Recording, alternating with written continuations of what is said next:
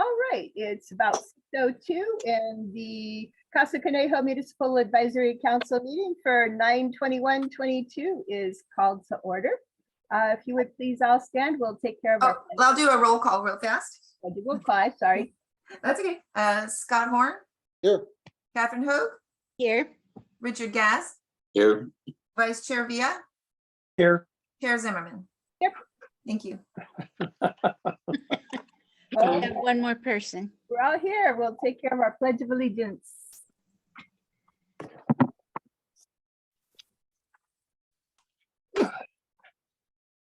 Pledge allegiance to the flag of the United States of America and to the republic for which it stands, one nation, under God, Liberty. indivisible, For all. with liberty and justice for all.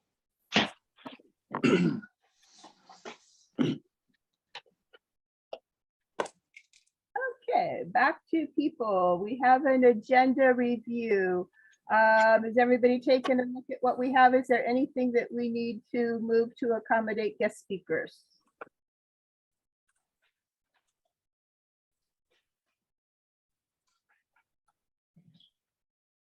Looks good. Good? Motion to approve the agenda?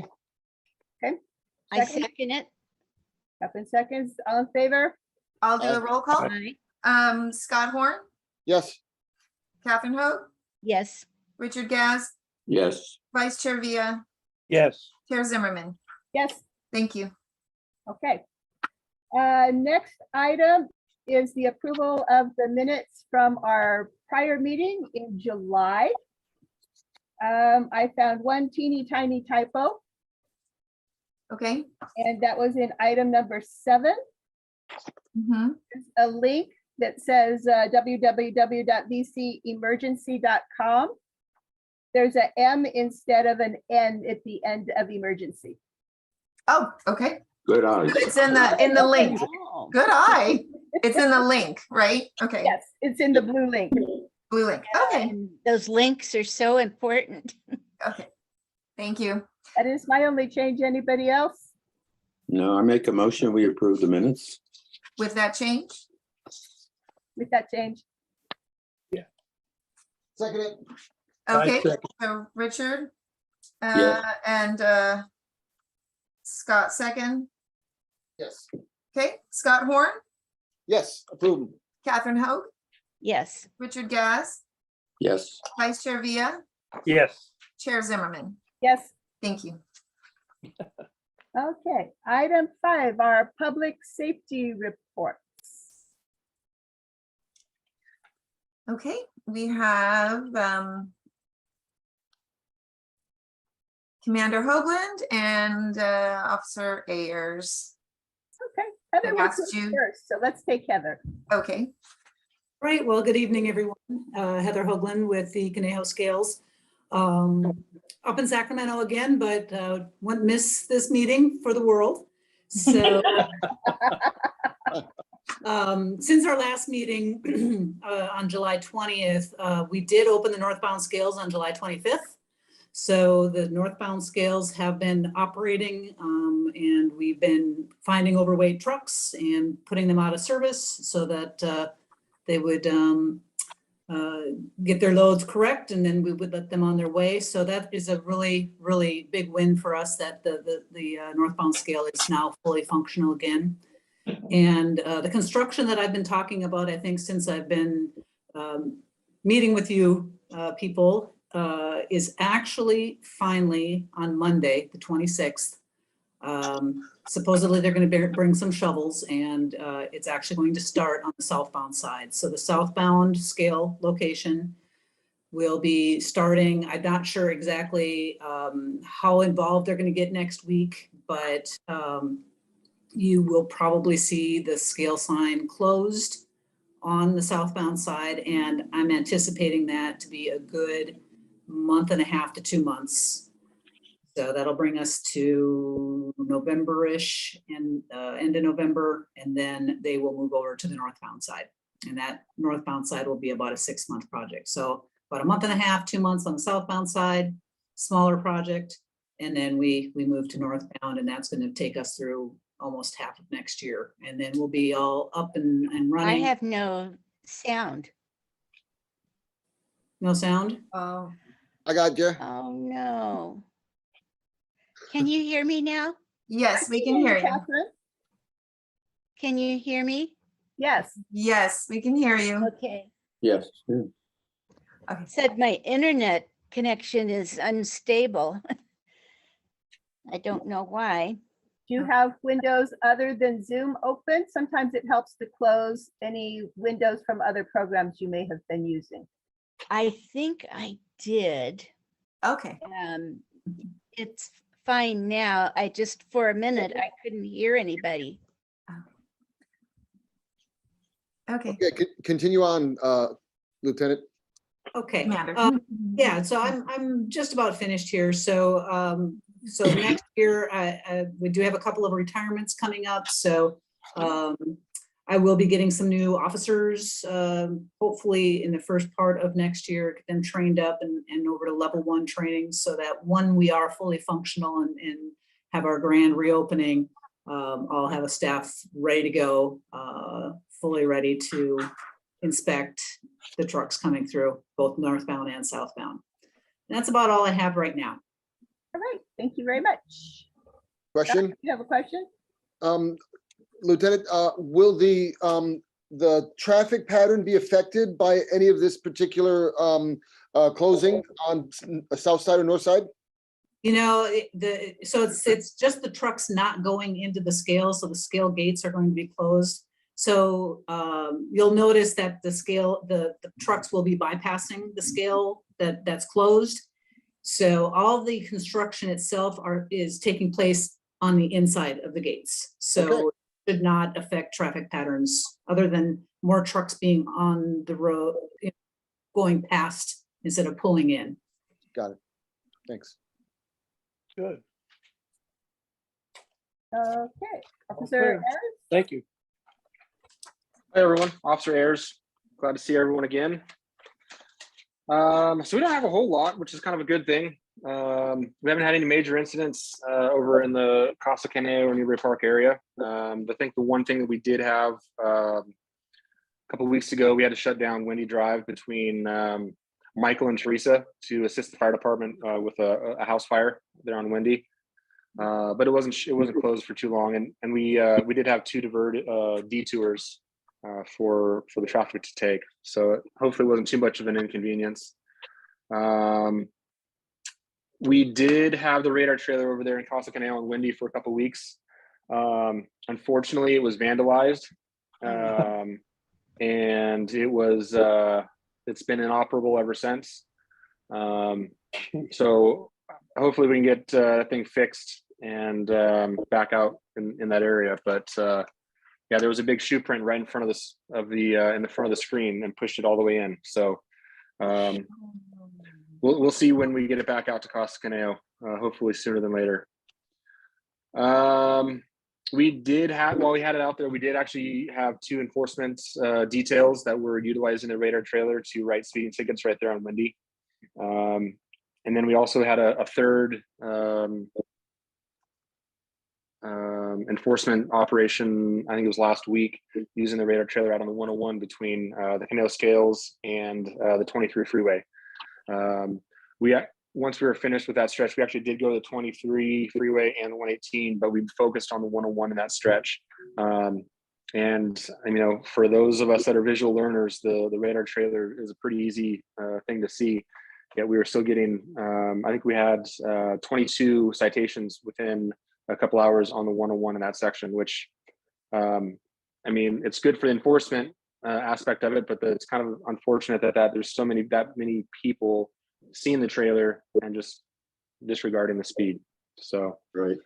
but we'll continue those events. I think they have an impact, and it's more of a long-term impact, but we'll continue those. We do have a couple coming up, October 1st and 2nd. We're going to have a booth at Underwood Farms. It's Public Safety Weekend. So we'll have be accessible to the public out there. Have the kids come up and be able to, or adults too, go through the cars. You know, see what everything is involved in the inside of the cars. We'll have stickers and all that stuff for the kids also. We also have a farmer's market tomorrow, actually. The next 2 Thursdays, we'll be at the Thousand Oaks Farmer's Market, just with a booth. And again, just being available, answering any questions. We're going to have a focus while we're out there. But, you know, if you're around, feel free to come up and ask us anything that you have on your mind. And obviously law enforcement presence at any event like that is going to make it safer. So we hope that's the outcome. We do have a recruitment seminar at our the Moore Park CHP office coming up on October 15th from 10 a.m. to 2 p.m. And what that is as we've spoken about this before, all the agencies in the area are hurting for officers. So we are going to host kind of a recruitment career fair seminar. They can come, you know, if they're interested in a job, they can come to our office. We'll give them a tour, let them look at the cars, hopefully get them interested. We'll have a couple different people from different avenues of the highway patrol. I think we're going to have one of our newest mobile road enforcement, which is the Conejo or the scale, excuse me, the enforcement trucks that have the canopy on the back, and they have the portable scales, and they do, you know, spot checks on commercial vehicles throughout the state. And that's going to be done by probably Lydia Espinoza. She'll be there at the booth. And so if you see one of our newer female mobile road enforcement officers out there, that's going to be Lydia. So we're excited to have her in the area. That spot was vacant for a bit, which gave some of the commercial vehicles some bad habits, or the drivers anyway, some bad habits, and this should help curtail that. And the last thing I've got is we have our Moore Park Chip Shot Golf Tournament coming up. For those of you that like the links, we host this tournament. It's at the Moore Park Country Club, and it's a big fundraiser for the Widows and Orphans Fund, which, if you don't know, helps families of law enforcement in time of need, whether that's hardship, financially, death in the line of duty, death in the family, something of that nature. So it's kind of a pretty good event, and it's a fundraiser for that. And that's going to be coming up on October 24th at the Moore Park Country Club, starting at 7:30. So if you go to our social media for Moore Park CHP, we have Instagram, we have Facebook, and we have Twitter. You'll find the flyers for that. So other than that, I think everything's been pretty good. So you guys have any questions for me? Anything I can help answer or comments? Do either of you deal with Caltrans much? Absolutely.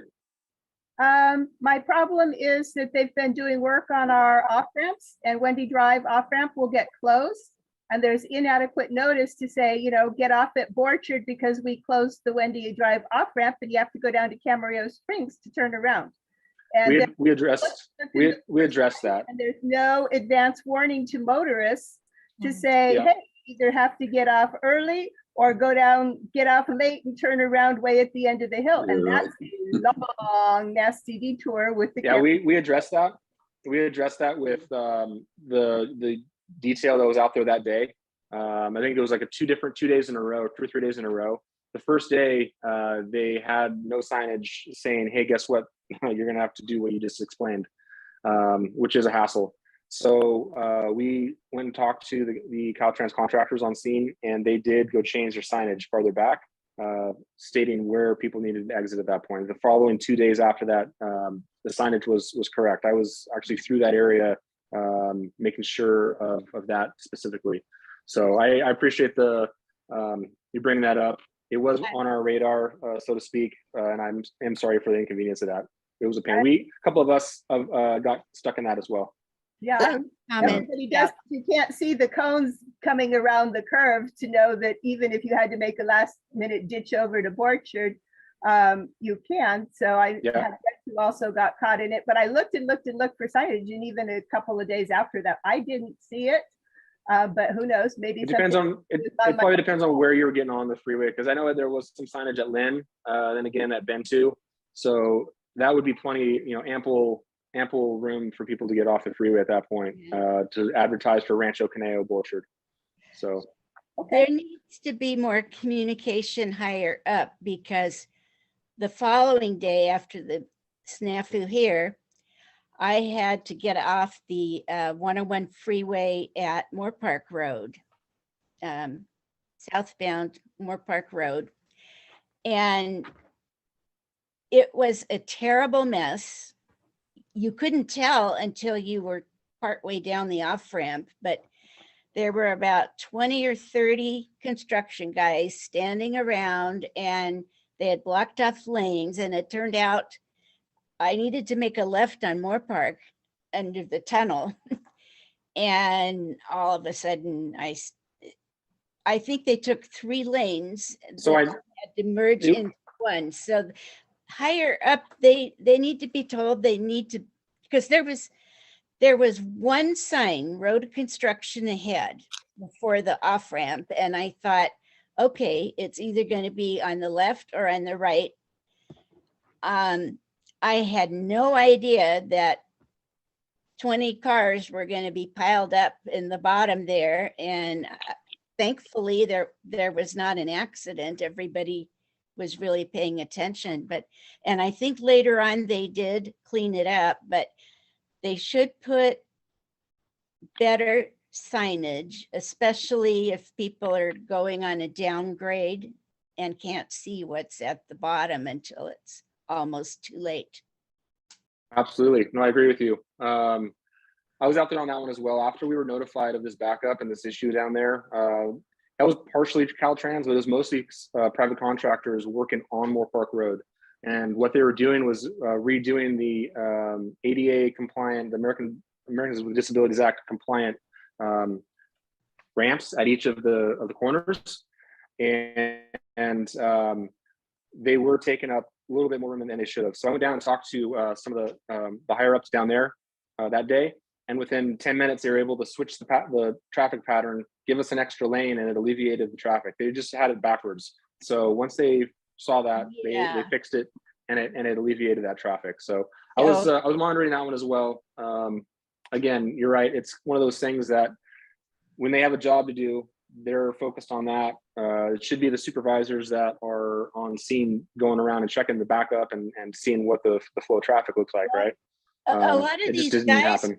a lot of these guys were just walking around totally clueless.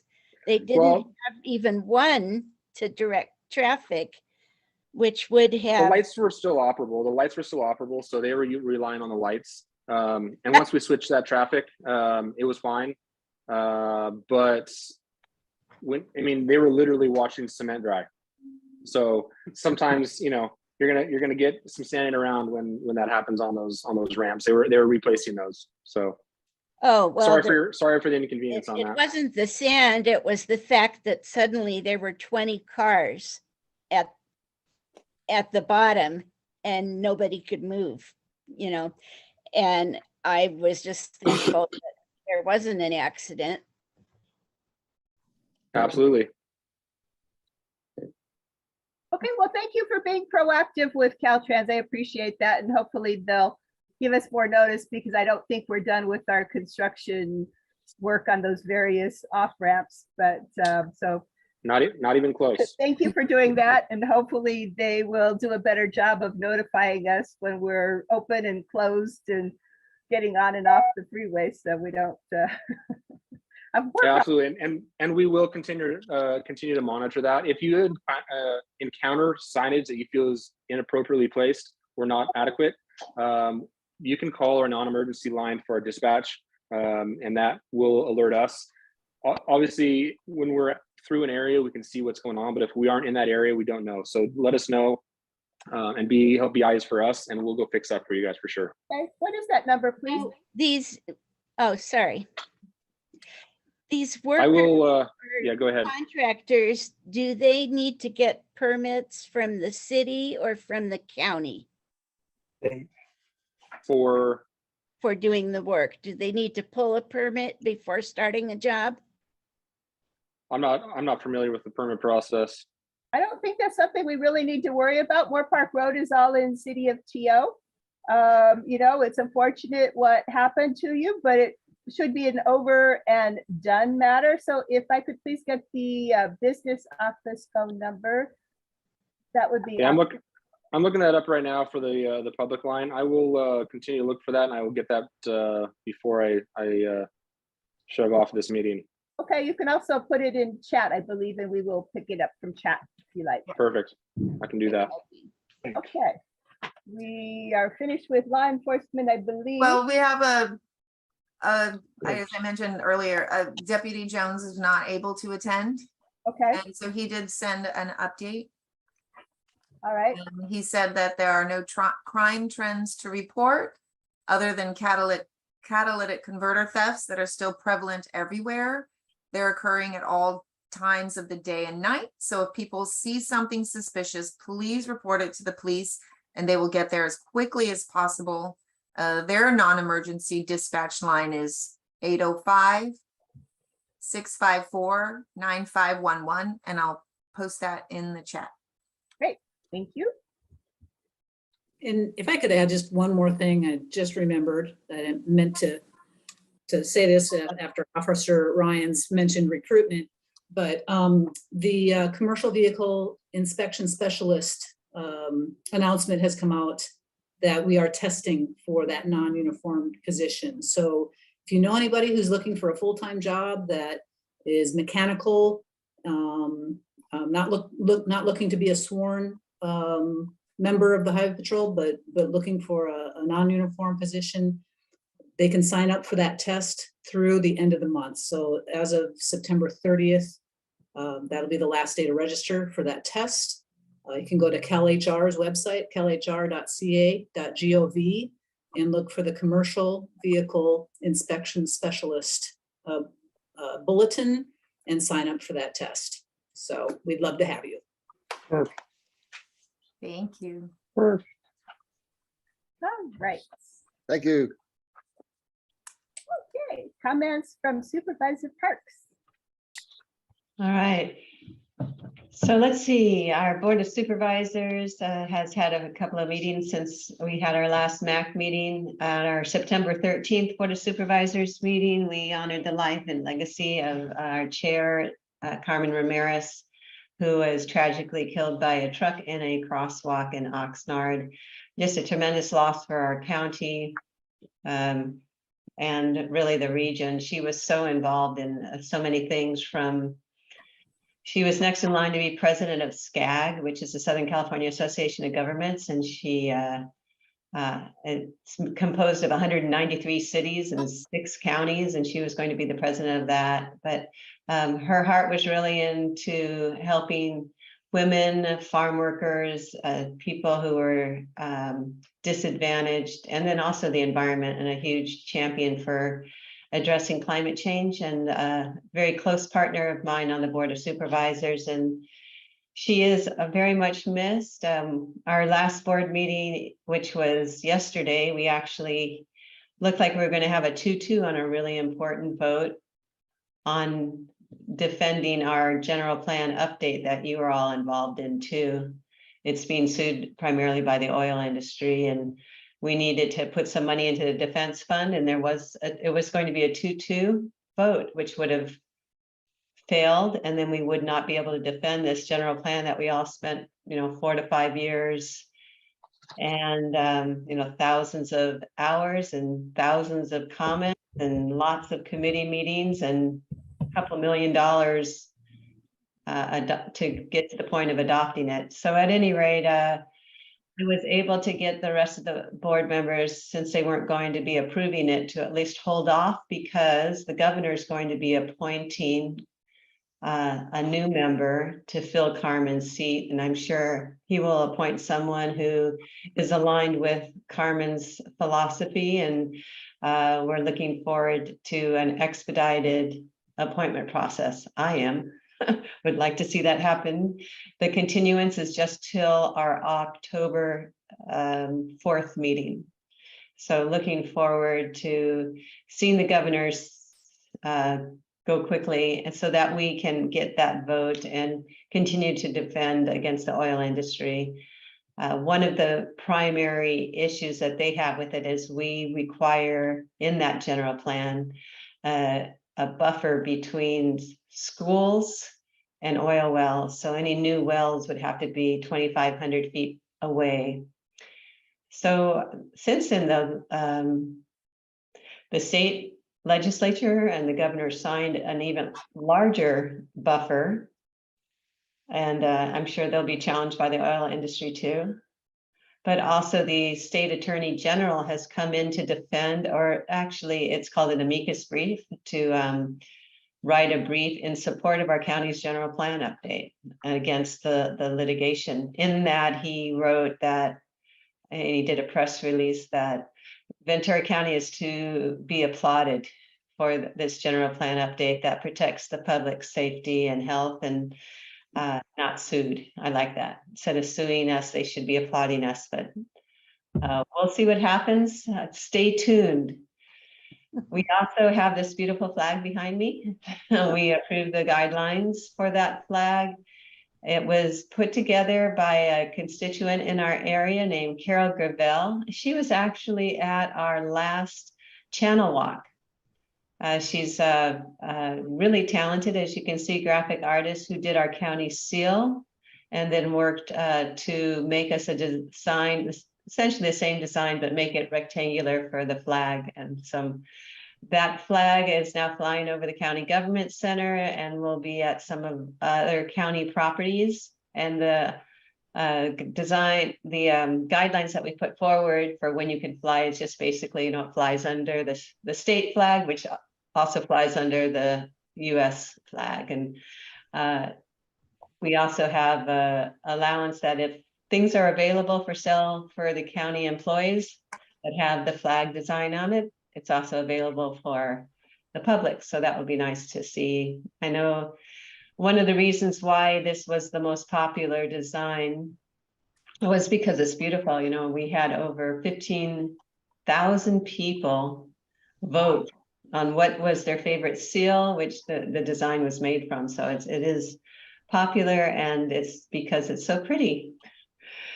Also, let's see what else we had. Oh, it's interesting. You may have seen the Star article, but we had all thought this was the first county flag. But apparently in December of 1976, then Supervisor Ed Jones got a request, I believe it was from Newberry Park High School, that they wanted to have a flag in a parade they were going to be in representing the high school in Washington, D.C., and they wanted to carry a flag.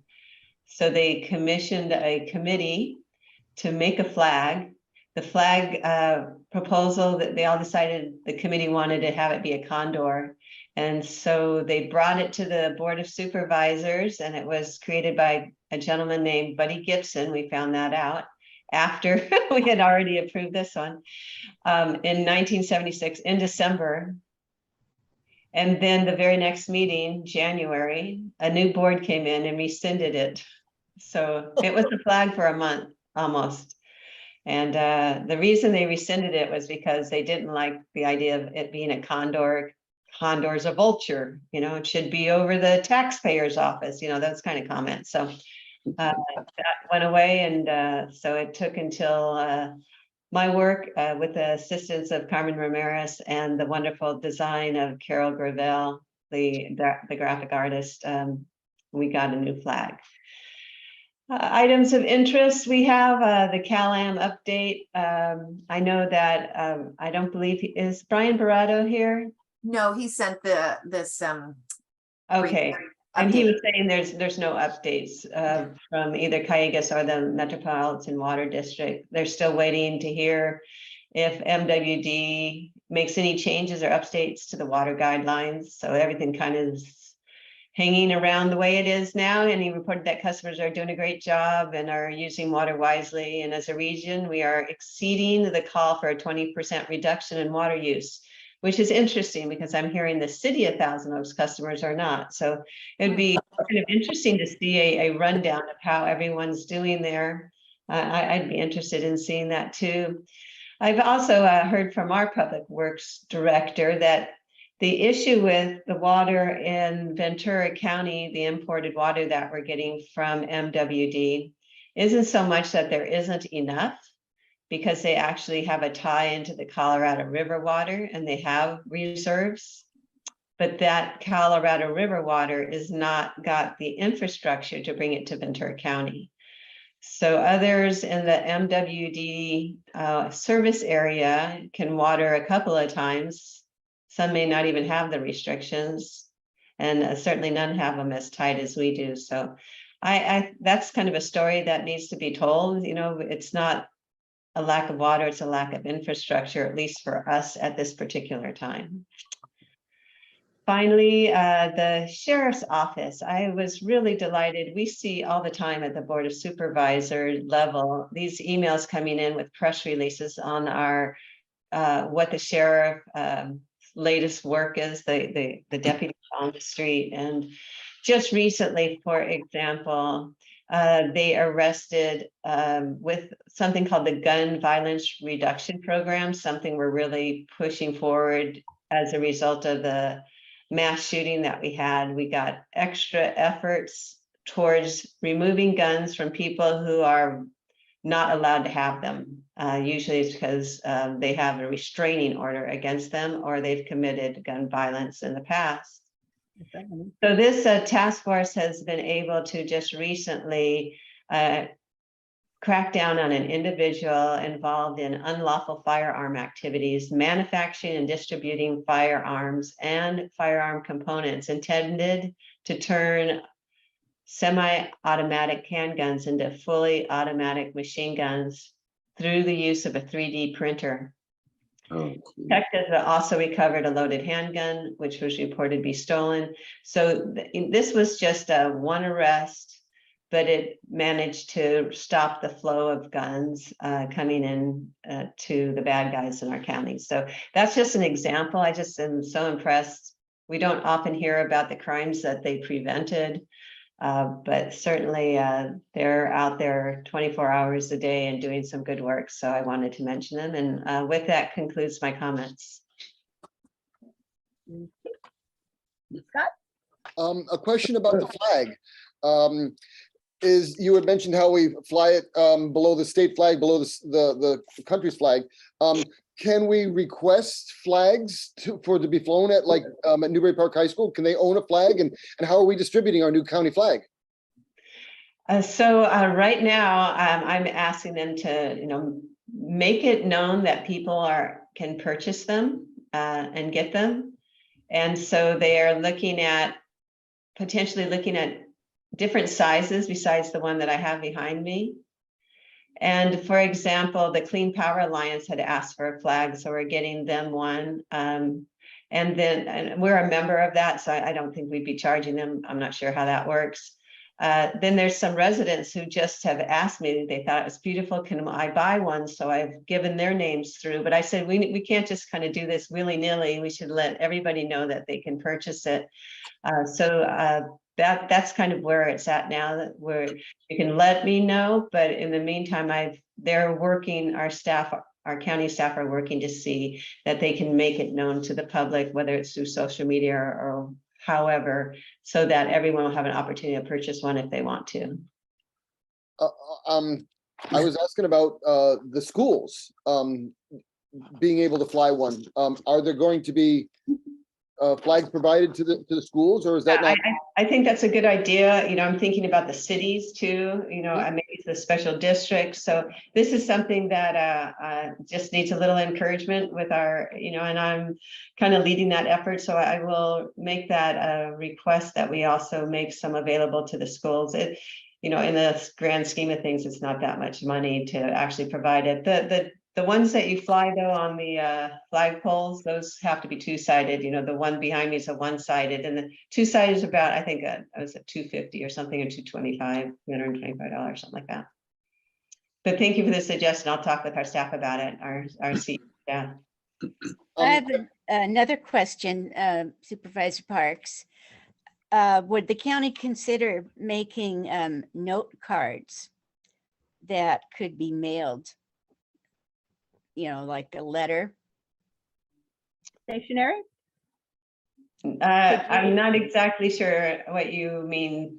Would it be like a gift card or something, you know, like a thank you gift with the front of it? That, is that what you mean? No, I mean a greeting card. There's so many. I think Greeting card. basically the key is as the guidelines say, you can't make money off of it. You know, it can't be used for campaigns, you know, these things. But if it's put it on a mug or something like that, and it's not to make a profit, I don't think we'd have any problem with that. I just thought it would be a nice memento for tourists. I've got these nice little stickers I was too. just gonna try this. And you got your sticker too, and we have Maybe you can pins. bring some to the November meeting. I can bring some tomorrow. We will, and then also some pins. We'll get you all pins too. Richard has a question, and then after Richard's question, I have one.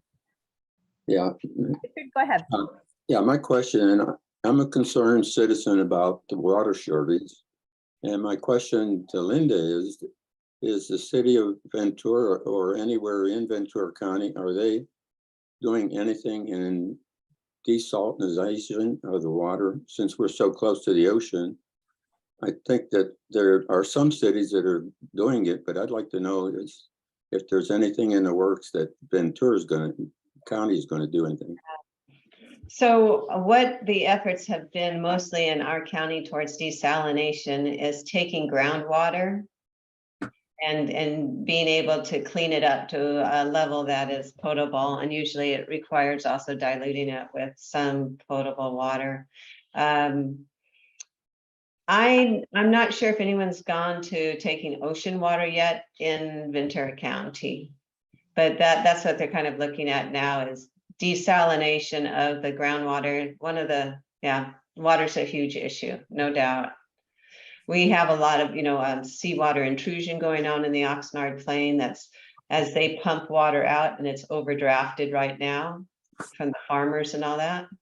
It brings the seawater in, and then they're trying to desalinate it that way too, from that groundwater. But conservation seems to be probably the biggest bang you can get for your buck, but it seems like more people are out there actually lessening their water use. Every once in a while you go by a house that's got this beautifully lush green grass and you're going, wait a second, but not seeing any ocean water desal. All right. Okay. We can send them some rabbits. Rabbits on green grass really well too, but we don't relocate rabbits. Question for you. I'm just trying to do some calendaring. I know we have elections on November 8th. What is the date in, I believe it would be 2023, when the new supervisor comes into place? When do we transition? January 3rd. January 3rd. Okay, thank you. That's the date. That's my last day. No, we're going to miss you. Thank you. Yes, What did I hear? January 23rd, December 23rd? January 3rd. January Will you 3rd. still be working for the park boards or SOAR? Yeah, we'll see. We'll see. No plans. Okay, so we have a new supervisor on January 3rd. That's what I needed to know. And I can tell with certainty it will be one of two people. Uh-huh. That we know. Who should we vote for? That we know. I know. I can't do that. One male and one female, right? Yes. Hopefully Claudia. One Okay. last question before yours. Beginning of the school year, shouldn't Ashley Neer be in on this meeting with us? Because I know she was coming back. She was put on the email, but I've not heard from her, so I can follow up. Okay. Okay, well, maybe she can make our November meeting. Sure. And hopefully we will be able to get our November meeting back to the school. Yeah, it's the plan. Okay, good to know. All right, anybody else have anything for Supervisor Parks? So we did. Thank you. Thank you. Thank you. Next item is council comments not on the agenda. Council members, do you have anything? Scott, I have, Go ahead, Ed. take Ed after Scott. Oh, okay. There was an interesting letter mailed by the Conejo Valley Unified School District during the summer regarding the opening of schoolyards in play yards for various schools. Years and years ago, the most local school, Walnut School, was closed about 5 years ago. For the first 30, 25 years that I lived here, the school year was always open, and you could go in there and play on the jungle gym, shoot hoops, or play baseball. And it's usually what we did. Anyway, apparently the school, CVUSD, is now going to open up Aspen School, Walnut School, Lang Ranch, and Conejo Elementary School playgrounds for community use and enjoyment when the schools are not in session on the weekend. So from like 9 to 6 and Monday, Saturday and Sunday, and on holidays. So that I can confirm that Walnut Elementary School was open last weekend. So that's a nice new thing, and a way it should be, I think.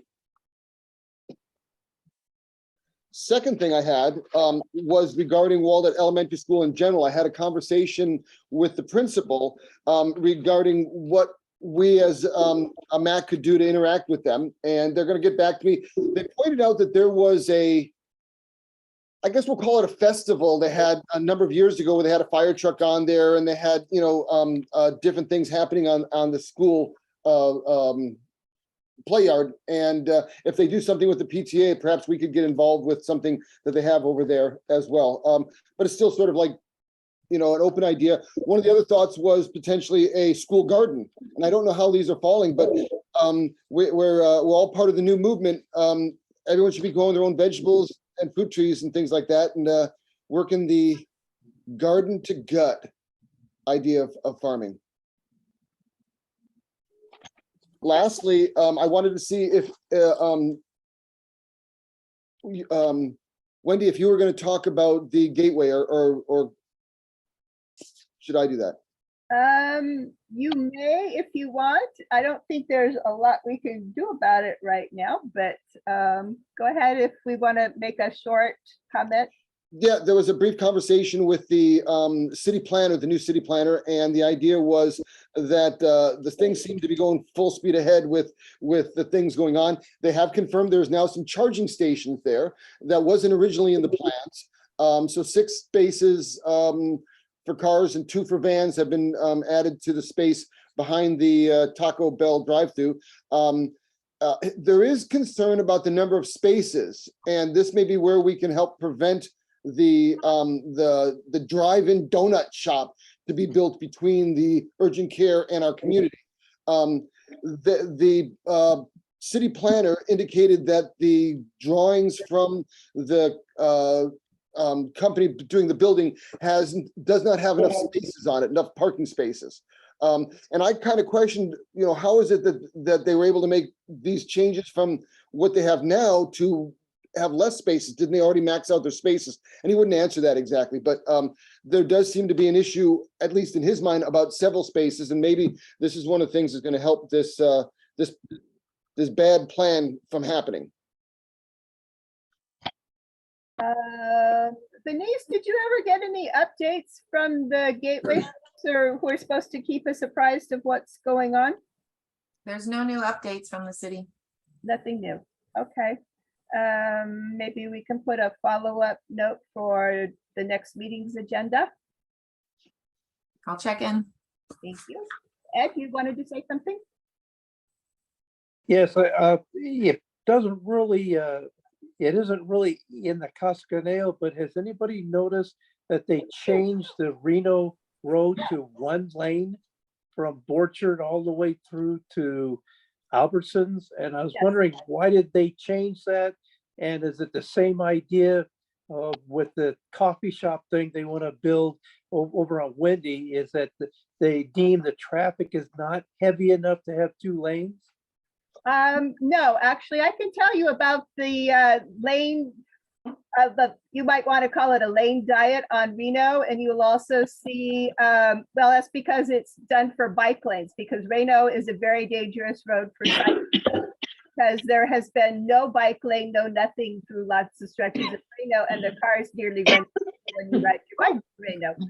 So through the bicycle advisory team and City of Thousand Oaks, and who did outreach to the community, it was determined that we would create a bike lane and protected bike lanes on Reno. You will also see more protected bike lanes on Lynn. that have just the stripe and an extra piece with like the slanted lines going along it. Those are the paint version of a protected bike lane. So City of Thousand Oaks is putting them in quite a few places. There will be more bike lane on Hillcrest eventually and so forth, but they did studies to see how many cars, drive through all of that to see whether one lane would be sufficient on Reno and some of the other streets to make sure that it could be accommodated that way. And the numbers said, yeah, they were fine. So we are finally getting our bike lanes on Reno and a few other places that will make cycling, which I'm pretty happy about them. I've ridden quite a few of the new stretches. It's easier for me and there's a little better margin, but Reno was particularly hazardous because people would come flying down Reno and squish you and you have no place to go. So, I used to not feel too bad about taking the lane and say, pass me on the left-hand side, rather than trying to squish and share an actual lane. So now we have a real bike lane and the cars are all in one lane. And from what I have seen, having been up and down there several times, it's working fine. So I'm actually happy about that improvement. So am I assuming they're going to do the same thing on Wendy then? Make the bike lane there is just as Wendy's close. done. Wendy is all done. We have our Wendy, our section of Wendy is staying put. And then they put in the bike lane going up Wendy to Lynn and so forth. So that's all been repainted and done. It's not going to have protected bike lanes and, it's not changing lane wise, no. So they did a traffic report first to say that the traffic is not heavy enough for 2 lanes then. It's not. No, that wasn't it. It's not that one lane would be, it would be overburdened if we went down to one lane and gave cyclists and, we have a lot more people using e-scooters, e-bikes, etc. for active transportation. So one lane would be adequate to serve them. Okay. The counts were within, well within the limits of what they feel that lanes should be able to carry traffic wise if we went from 2 lanes to 1 and gave 1 lane to active transportation. Okay. That's all I need to know. Thank you. Probably more than you wanted to know. Bike lanes were actually what I was going to talk about in my council comments, not, just to kind of be aware that there are some changes in the area. Some of the bike lanes are wider. There's new top surface on some of the streets like Lynn, etc. Reno has just been resurfaced in a lot of stretches. I do have a question eventually of when we're going to get back to our Casa Conejo Street project, because like Jenny Drive, for example, is in miserable condition and some other streets in the neighborhood. I'd like to find out maybe at our next meeting when they're going to get back to that kind of program. There's the traffic online on the Public Works. They have their priorities list. So I can email that to you. Yeah, there Back to the map. I think we do have that on our web page, which is the schedule of all the street pavings in the county. They've got it down. Engineers, Well, I know a lot of programs were pared down for a couple of years, but I'm hoping some of those will come back to life as, when you're rumbling along and it's like cobblestones and potholes. You're seeing some of that? Yeah, there's plenty of it in Casa Conejo, like on Jenny Drive and some of the streets that haven't been done for a long time. I know my street wasn't due anytime soon and it's okay. But some of those streets over Jenny. If you find something that you find that, is definitely needing attention, please let us know. Okay. I'm going to put in the chat the online Public Works website where you can report these things. Right. Great. That way you can just go ahead and report it straight to Public Works. Will that be online on the county Yes. website? Yes. Okay. It's right here, or you can just go to vcpublicworks.org. There's a little tab at the top that says report a concern. But I put the link in the chat as well. Okay. Cool. Sounds good. Oops. Next. Okay. Richard, anybody else have anything they need to comment on before I move to public comments? Negative. Do I have any public comment card type requests? On items not on the agenda, if you have a comment on an item not on the agenda, please click the raise hand button and I'll be sure to unmute you. Chair Zimmerman, I do not see any hands raised at this time. Okay. Just want to make sure if somebody needs to say something, they have their opportunity. Okay. Okay, so I'm going to close out public comments and we will go to item 9A, which is the My papers are flying. and comment letter. Mhm. Getting something goofy. Okay, which is the wetland comment letter. I'd kind of like to break this down into a few parts to make it a little more manageable. I appreciate that Scott did such an extensive job on the letter. It obviously shows a tremendous amount of research and time and collection and so forth.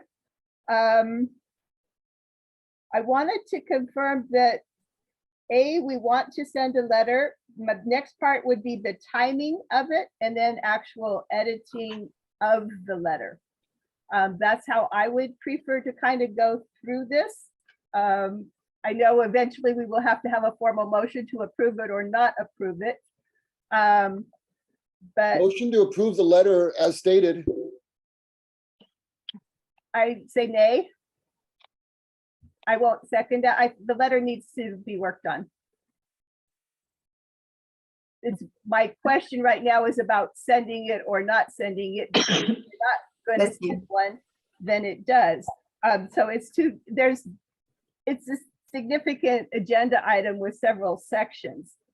One is that we want to send a letter. It sounds like we do, but I can't confirm that off the top of my head. The other is about timing when this letter should be sent.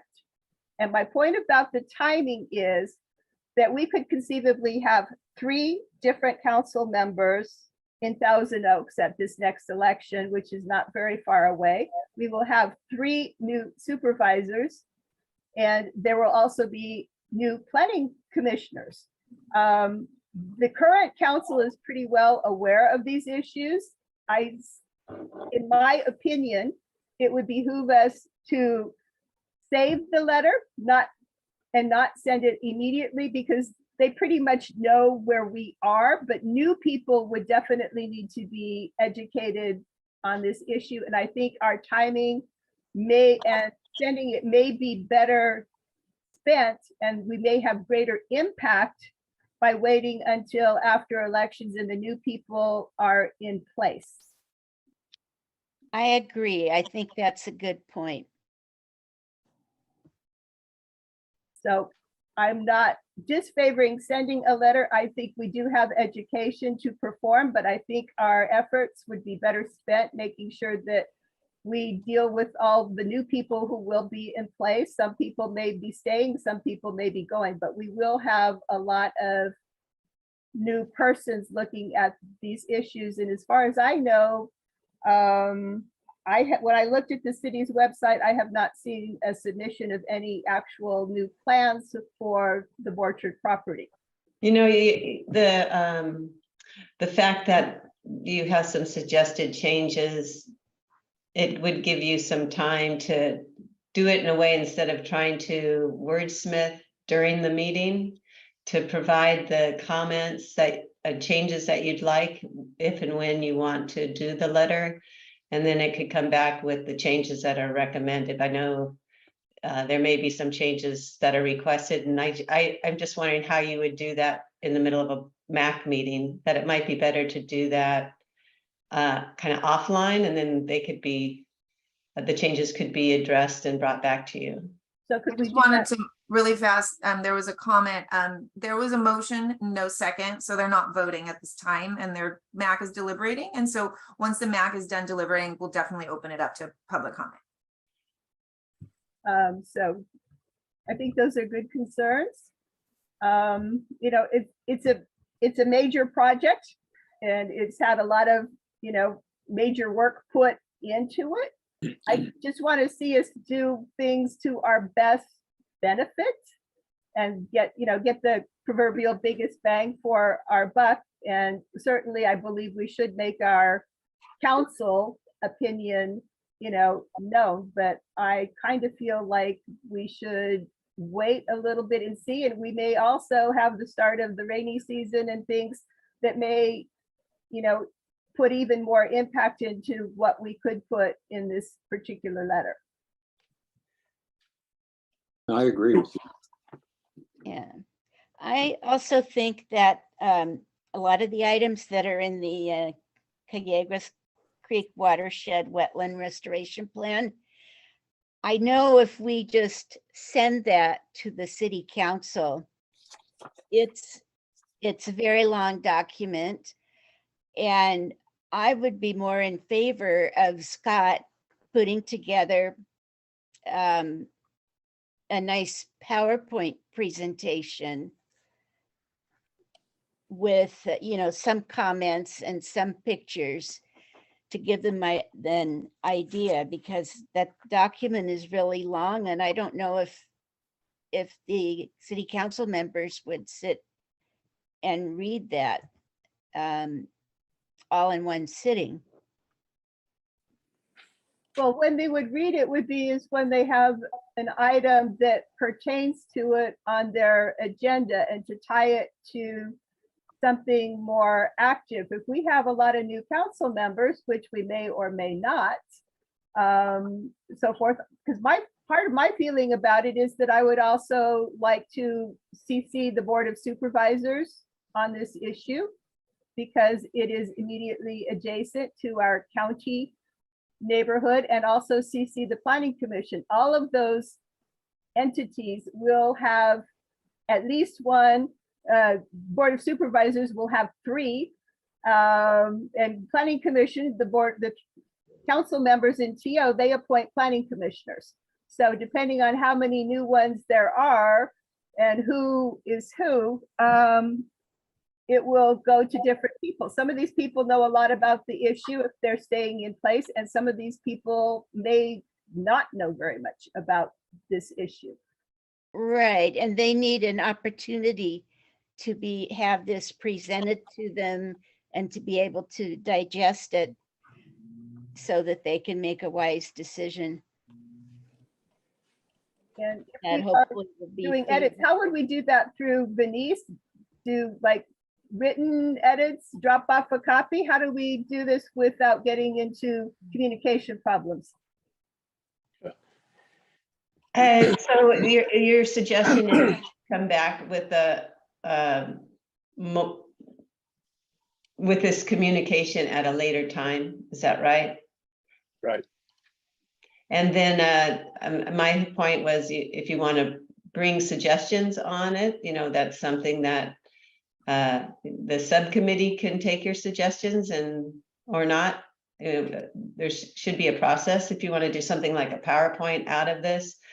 We're talking about a different supervisor at that point, probably, if you want to do it to a future elected officials. There's a small part of me in the back of my mind thinking, I wonder if a new supervisor will continue the MAC or not. In general, I would think that they would. It's easier to do that than try to disband. But, I'm just thinking of all the different possibilities between now and then also. But I do think if you want to move forward, it would be difficult to do any crafting of changes tonight. So however the form is, it may be best for, give us your red line versions or do it through the subcommittee. I would recommend that you do it through the subcommittee. Now, do each of the members of the MAC have specific changes or recommendations they're offering? Is that what we're saying? Is that Ed, Richard, Catherine, Wendy, you have specific changes to offer? I do have some. I don't. Also decide when you want it to return, pick your date. You want to have it on your first meeting in January? I would say we should return to it in November. I think it's a big project, and we will know who the new players are by our November meeting date, the third Wednesday in November. We will know how much change in representation there will be. All right, then why don't you go ahead and submit your changes to the subcommittee, and we'll go from there. We'll put it back on the agenda for next time. I appreciate that there's a lot of really good work in it. I'm not diminishing the quality of the work in any means, so please don't feel that way.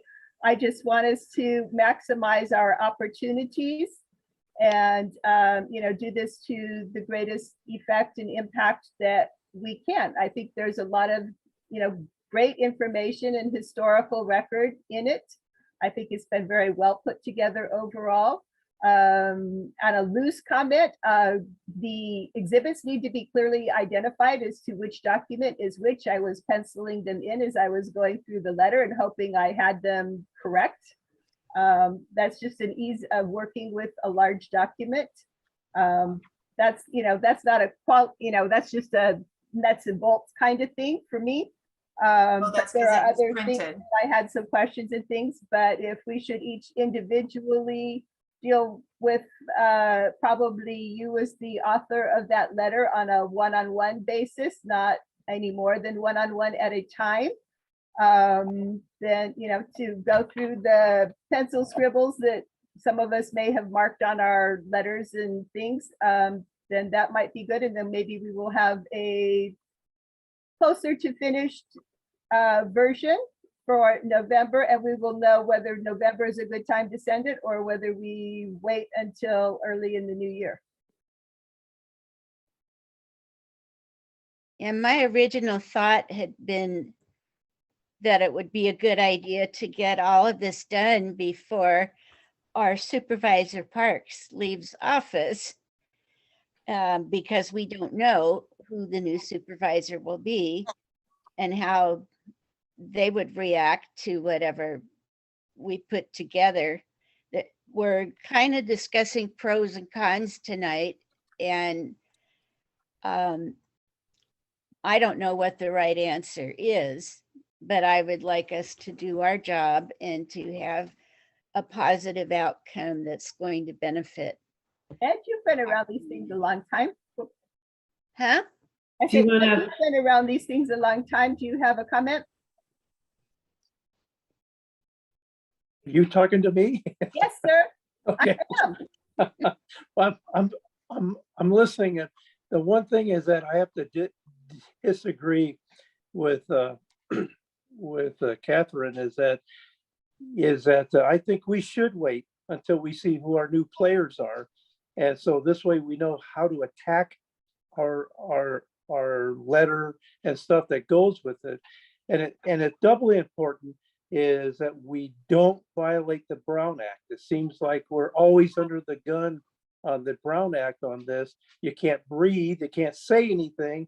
It's always being shoved down our throat. So what we should do is I agree with you, Wendy. I think we should work, if we're going to work on it, let's see who our players are, and that's how we can attack it and make it work. I think Scott's got a good idea on it, and so do you, that we can quirk it a little bit, but at a later time when we know who our players are. And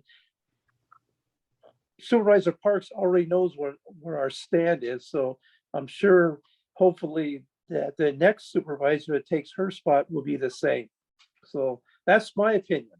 But I guess this thing about the Brown Act thing, you can't even breathe without somebody saying, "Oh, did you say that to somebody else you weren't supposed to?" I mean, for crying out loud, it's like harassment. But anyways, enough about that. I think we should wait. That's my. The state of California, the legislature made the Brown Act, but they didn't apply it to themselves.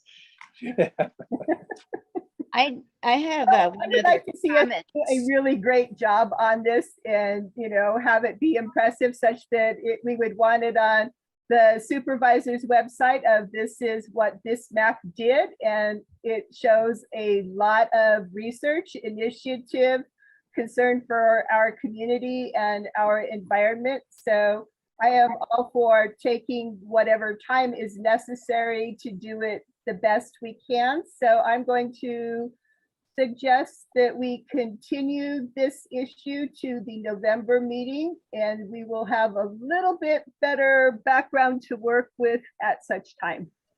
And let us also, Is that a let us- motion? Sorry, is that a motion? Is that a motion? I have a comment. And you need to take public comments too. But I Okay, just wanted to double check just because I want to make sure that I got that correctly. Wendy, you made the motion? Not until after public. Or- comment. not until Not after till we after, okay. finish a couple of things, but that's the Okay. direction I'd I'd like like to go. to say one more thing. I was speaking with Scott about a week ago, and he told me at one time there were 3 people on the ad hoc committee. And no, Never. no, I didn't say Not that. from There the was council. you replaced Richard in the group. That's all there's been. Yeah, there's only been 2. Yeah, I stepped aside. oh, okay. I'm sorry. I misunderstood then. You subbed in. Okay, Scott, did you have a comment? Well, let's just focus in on then this next meeting and the need to complete this work so that there would be a publishing of it, which would be after the elections, but before the supervisor retires. So we've got a very tight window. I want to make sure that everyone is prepared to deal with this next time and move forward with it. Actually, we may determine based upon who is elected, we may want to send it in the new year because there may be new players that we need to educate. I think we should definitely work on, the nuts and bolts, pencil edits, that level of it. But I think, I'd like to move that we continue the item to our November meeting, and then we can, in the meantime, we'll send our typo changes and that kind of stuff. We can do that level of editing so it gets a little bit cleaner. I think overall it's pretty good. And I'm Miss Picky, so but Me too. there are those levels of things which I can forward my penciled versions, and then we can take another look at where we are at our November meeting. okay. So if we're there, then I'd like to take the public comment for 3 minutes. Mr. Maradian, I've asked you to unmute. Thank you. Is it public comment time? Yes, it is. Oh, okay, wonderful. Good evening, neighbors. Not a neighbor. Good evening. Really appreciate the comments this evening by the chair. I think this is the most productive meeting that we've had, and I can't agree more with the comments from the majority of the MAC as it relates to the improperness of sending this letter at this time. I want to go a little bit further. The chair mentioned most of the items in this letter were already presented, considered. That's very much true, except one item. The letter seems to advocate for the complete taking of the property. In the past, the argument always was leave it as an R1 zone, leave it as it is. This time, for the first time, we're seeing that there's been a request that even the R1 zoning be stripped away, which would be an unconstitutional taking, which would trigger immediate litigation. So I caution this group to advocate for anything like that. As it relates to the remainder of the letter, regardless of who becomes our new supervisor or not, it's flawed in several respects. One is that, if there is a true concern with water or environmental sensitivity, the letter assumes that the city of Thousand Oaks or any governmental body is just going to ignore those things and allow us to develop.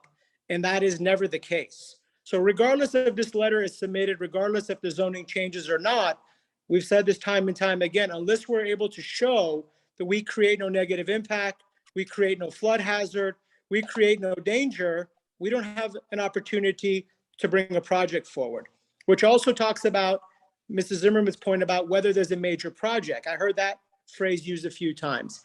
At no point during these entire discussions from this ad hoc committee has there been a project submitted for any consideration by the city of Thousand Oaks, by the county of Ventura, or by this MAC. And we have no plans of, and if we do, you would be notified of it at that time, I think absolutely your public comments and your concerns would be very valid. We would welcome them in any form, including comments like the ones you're proposing. But right now, without any specific project, knowing any of the quantities, I mean, you may be opposing this and I want to build a park there. Then the entire premise of your letter would be completely moot and irrelevant. So I would suggest waiting to see what we propose, and then you can attack the project based on the merits. But any defamatory letter that goes out outlining the remarks that Mr. Horn is outlined will be retaliated with factual evidence, probably some legalities. And I just want to caution this board in doing that and in avoiding unnecessary expense for the public, for the taxpayers, county council's office, city of Thousand Oaks, and ourselves. I'm available for any questions. Thank you for your consideration. I have no questions. Thank you for your comment. Anybody on the council have a question? There's a point that, we were all talking about the Brown Act.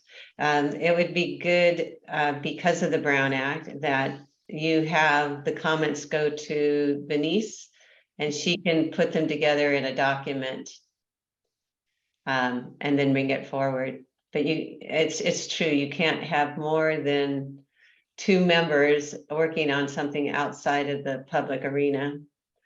So for that, the changes that you would request can go to Denise.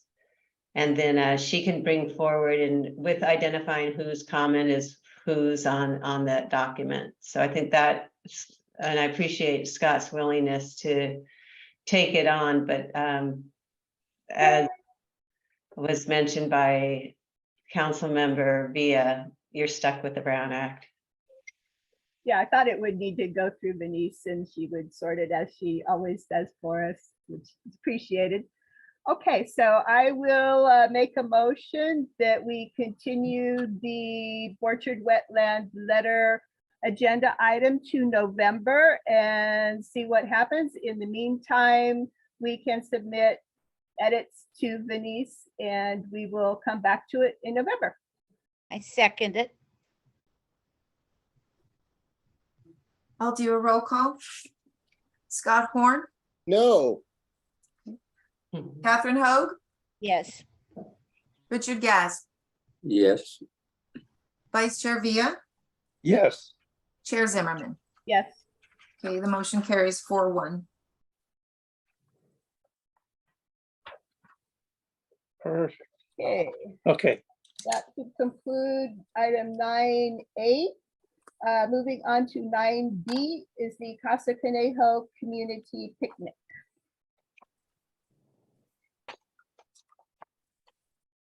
We talked about it. Have we heard anything more about the community spirit? That won't be, we're not going to be moving forward with that at this time. Okay, so that's off, so we no longer have a potential conflict or two things going on. Okay. So no divisible. Okay, so do we want to have a picnic when and what would we like to do? I think it probably should be done as a citizens group, not as a government MAC.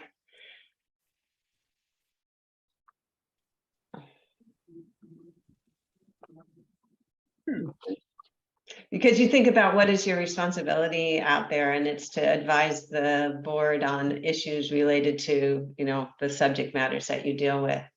And I don't see this as being one of those subject matters.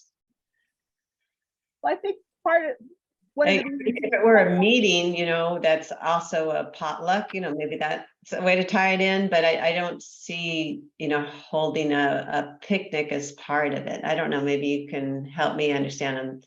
I think the reason a lot of us were interested in is to help the people throughout Casa Conejo get to know each other a little bit better and build some community unity by having FaceTime and hi, how are you? And, I'm so-and-so from such and such a street. And, what's going on in your street? What's going on in my street?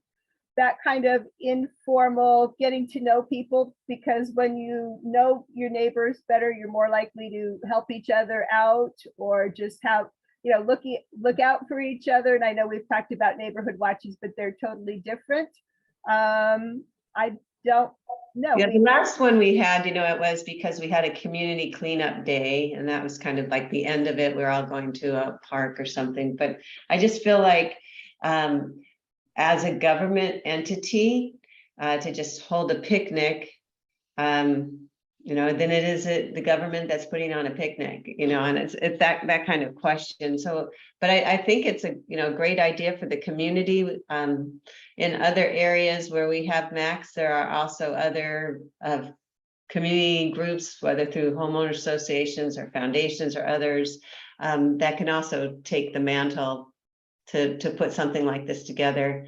Maybe it's something you could talk with the Conejo Rec and Park District, you know, if you could have some kind of community event at Borchard and they could help you put it together. I just don't see it as a MAC item, as a Municipal Advisory Council item. Well, maybe after the new year, we do it as some kind of a spring meet and greet kind of opportunity. Get to know your, you know, your representatives better, get to know your neighbors better, have a kind of a gathering of the. And have it be a MAC meeting, you know, you can have an off-site MAC meeting and it's there and the community's invited and it's a special one to bring, you know, a potluck, or I guess you can't even do potluck legally, you know. That's right, not anymore. Environmental Health Department, but We're not going far enough away for potlucks, but, you know, some kind of thing that says, you know, we have over time invited speakers from TO City Council to come say hello to us. Assembly members and whatever, and had them as guest speakers over time. Sometimes that brings out a few more people in the community, and we will be back to in-person meetings, which gives a little bit more of that spirit than having things on Zoom. But something, and you know, tomorrow we'll be at the Channel Lock with our special meeting tomorrow. And maybe it's something we keep floating on our agenda, think about and formulate, but I'm kind of getting a sense that maybe this is something we do next year. Yeah, I like my office couldn't put together a picnic for a picnic's sake, but we can, and even tomorrow it's to go look at the drain. Yes, exactly. The drain and the opening of that. So we do have that. And that will be also, as you know, a special meeting because we'll have at least a majority there, so I look forward to seeing you all there. Yeah, if you'd like to put the picnic or call it something else and put it on the, you know, community meet and greet, whatever, Casa Conejo MAC meeting, meet and greet, or call it something else. And if you want to have it at the park, you know, that's fine. But as a MAC, it's a MAC meeting. You always have to have public comments, always have to have an agenda. But then you can just break and have it all, you know, be that informal gathering after you've conducted your public comments and you approved the agenda, and then you're on. Richard, What if we had a meet your neighbor meeting? well, that's, yeah. Meet your neighbor is not a bad name for it. Meet your neighbor. And I'm sure, you know, elected officials like to come to these kind of things, you know, we've had, as you mentioned, some of our state representatives and others, so it's quite possible you could do that again and bring in more people, and it could be meet your neighbor and your state legislators or something. Or your new supervisor. And your new supervisors and council members, who knows? Claudia, yeah, Claudia. That too. I like the idea of having it at the Borchard Community Center. I Right. know that there have been organizations that have been able to have refreshments there. And if we had something that was catered with servers at a buffet, That won't go. so, you know, I mean, COVID is over. No, it's not over. You know, I want to be cognizant of food safety. Well, that would mean charging people and collecting money for it because this MAC basically operates on no budget. No, I was thinking maybe asking the rec and park to put this on. I doubt they would go there. I'm not saying it's impossible, but I don't think they would be inclined to do that. That's just my gut feeling, knowing Parks and Rec somewhat decently. Scott, I think you had a comment and Richard had a comment. Well, Yeah, they had a picnic I- area. I There was is a thinking- picnic go area. ahead, Richard. Yes, I was just gonna say, they have a nice picnic area right on the side of Orchard Park. It will accommodate a number of people, and want to meet your neighbor, come and meet your neighbor. Bring BYO, bring your own food. Yeah, they do have a nice picnic area. It has to be rented. There's a fee for renting and reserving it. But yes, there is a nice place that people could gather. Scott? We had, as I mentioned, a bit of communications with Walnut Elementary School. If they were to come back to us with some sort of an event, not unlike their event at the schoolyard there, would that be in the zone of this community event? I think that could be a possibility. I'd be open to hearing more about that at, a Well, if they get back to us and whatever. they say they're up for it, I'm just saying that was a possibility. I want to see if that's there. Okay. No, I think that's worth investigating. I think that's got good potential because the schools, of course, have picnic tables and things in their playground. Walnut is now open on weekends. So it's Move on. definitely, and it's in our neighborhood. So yeah, I think if you would like to talk to Walnut, I would be, appreciative of that effort. Well, I have been talking to them. Well, let's see if they get back to me and they want to move forward on anything. We'll see. Newbury Park High School also has picnic, tables and things too. So it's possible it could be located there, although Walnut is in Casa Conejo. And that's where our meetings are, but maybe we also, Maybe you could combine it with a neighborhood cleanup or something, picking up trash along the streets, have it on Martin Luther King Day or something like that too, is a possibility.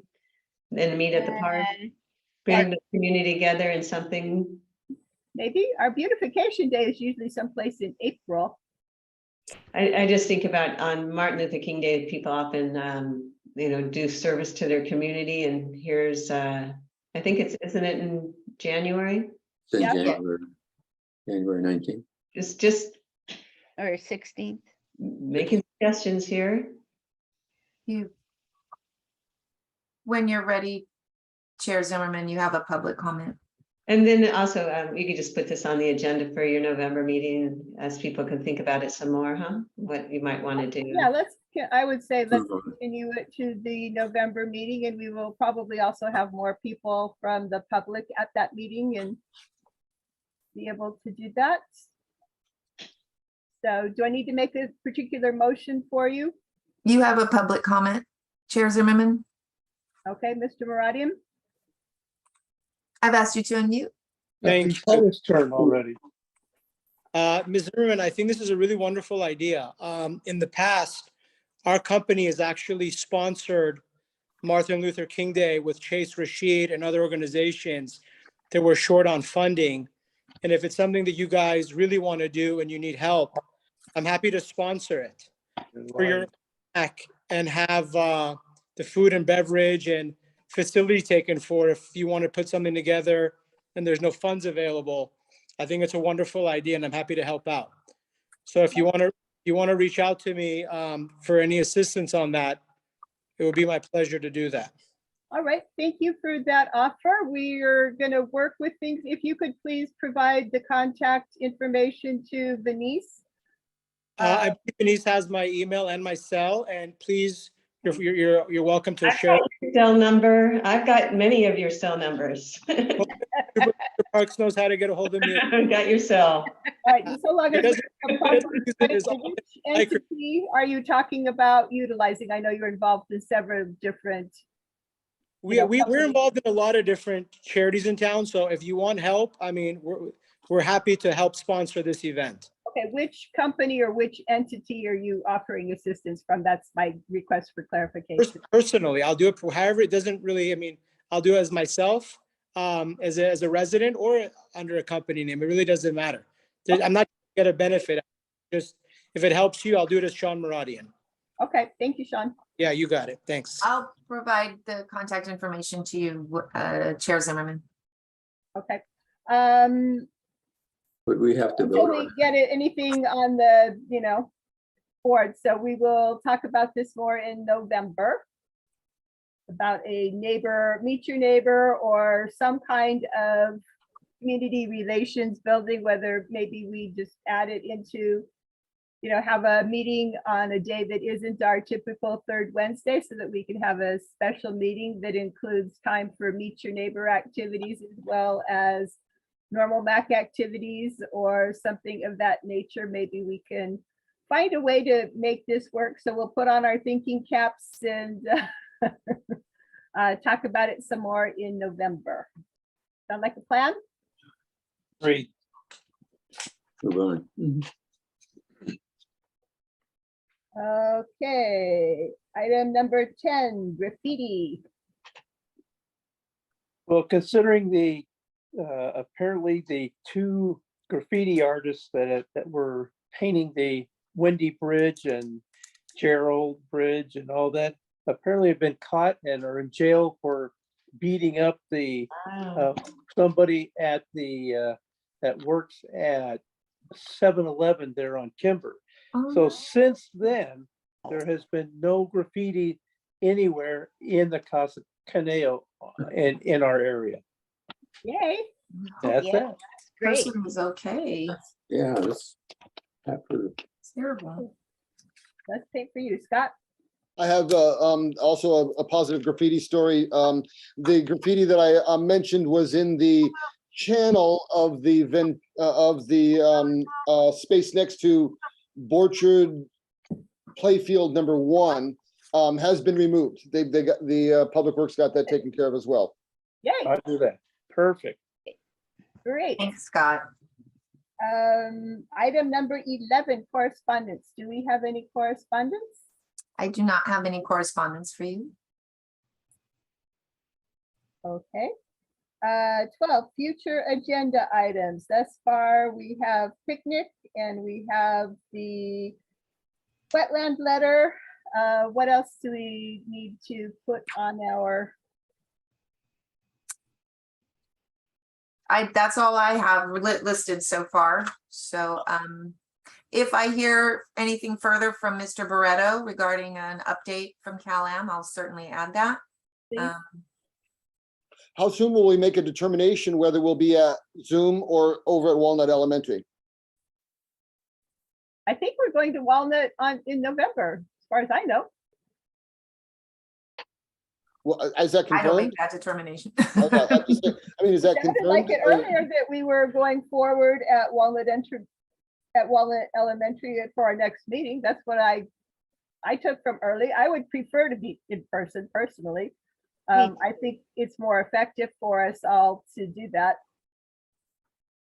Absolutely. Yeah. I think we'd get more members of the public as well. Right, you're right. Do we need to vote on it? No. I don't think so. No, yeah, We went to Zoom because of COVID and a couple other things, and sometimes it's easier to have a speaker meet us on Zoom, but I would, as far as I know, we could get the Cal-Am updates without having to, go to Zoom, and the rest is all in-person stuff. So any other future agenda items? Scott, is your hand raised? Yes, it is. There was a wildfire collaborative event put together at the Ventura County Fire Department that you and I both attended. And we didn't talk about that. There's now a big collaborative of agencies to help with wildlife prevention and during the crisis, how to manage it better type of stuff there. And the different municipalities of the county were kind of jockeying to see when they were going to address their things and have their events, their sort of public forums of these things. And it seemed like the city was going to be waiting till at least next year because of the big changes in the elections and stuff like that. If I recall, that was what ended up happening. But it'd be interesting to have something from the county, from that particular bunch, that Andy Spiker guy, perhaps come to our meeting and give us an update on those things and address the concerns that we had about being able to evacuate safely. Yeah, I think they're putting together community meetings, so I can check in and see where they are with that. And Okay. then also that reminds us that we have the Oak Park Fire Safe Council, which was just recently formed, is holding a town hall. Denise, can you send them information on that too? We Yes. can send you some flyers. Yeah. But that's great. It's similar to the one that we held last year in Oak Park. We have a lot of experts come talk about how the specializing in how to harden your home, because they find that a lot of the wildfires actually end up burning homes because the homes allow embers to get in them. Things like screens over your vents and all that. But there's a lot of good things that people can do to keep their house from burning.